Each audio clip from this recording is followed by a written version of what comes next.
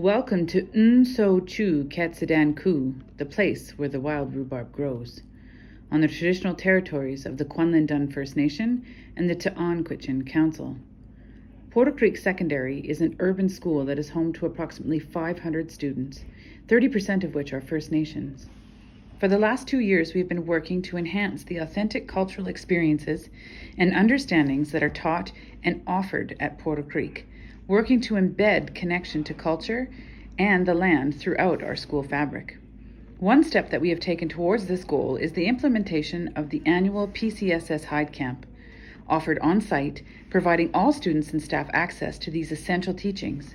Our Arctic Inspiration Prize team is a collection of people who have been part of the Hide Camp and are committed to achieving the end goal of having a traditional camp on campus. We want to start this by building a fire pit and a traditional dwelling as the cornerstones of this camp and our commitment to this learning and growth as a school community. One of the biggest things for the space is that it'll be easier access. So for programming like hide tanning and cultural activities, I think that it will engage kids more. And from what we've seen, like the kids that come out, a lot of them don't do anything in the classroom, but when they come out to Hide Camp, they actually engage, and it's hands-on and it's learning. Having a space where people, they can see themselves being reflected and represented. Just bringing us together and getting us closer as a class, and we're just around in a circle, just like traditional ways, learning from one another. And that would have been nice if I had that in school. It's a welcoming environment too. I don't know, it'd be good to just go there and cool down. Anyone that has not issues, but anger issues, I guess. Go sit out there and chill out for a little bit. Big gatherings, good place to do hides. Make tool, good place for workshops. Pretty much a good place for everything involving traditional learning. Yeah, a good place for smudging. Ceremonies. Kids will want to stay instead of just go stay in the woods, I used to. The fire is really important. We strongly believe fire heals the body and the mind and the spirit. So it's good to have that fire setting within the school and have the students sit around the fire and tell stories. Fireplace is very important, very sacred place for First Nations, I know. I think it would help benefit us because sometimes a fire can help you think. It's also somewhere you can go just think and relax and calm yourself. You have a stressful day. Just the smoke, the sounds, the light of it just helps me so much. That would make me want to come to school more if they had a fire pit at school. First Nation learning in culture way is watch, listen, then do.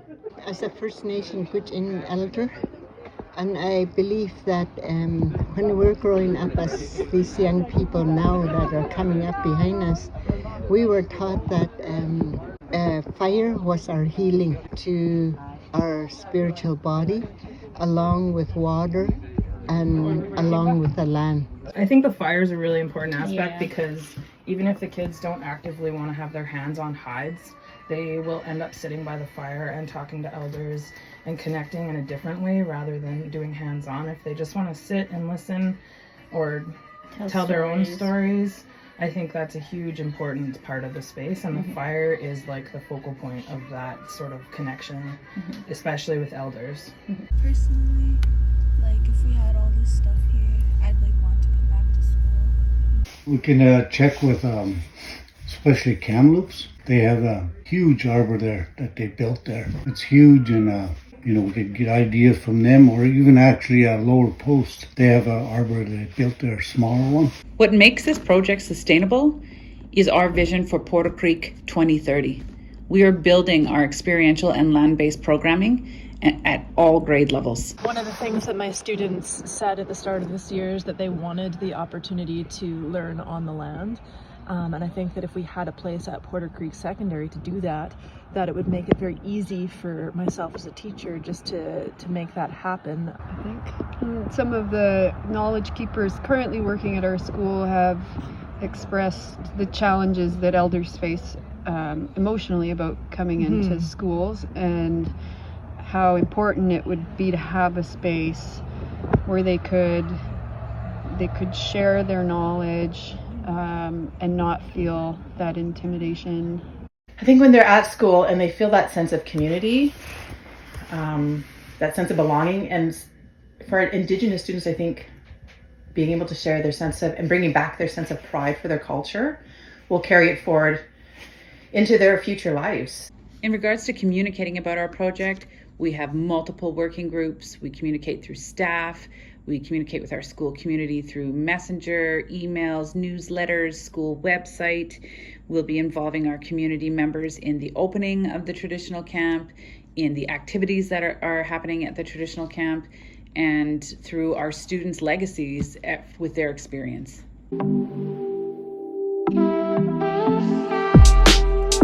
The land we walk on is so calming. As I listen to the winds and the river, the way we used to live is calling me. As it soothes my soul, I will choose to go where I'm free. I love living.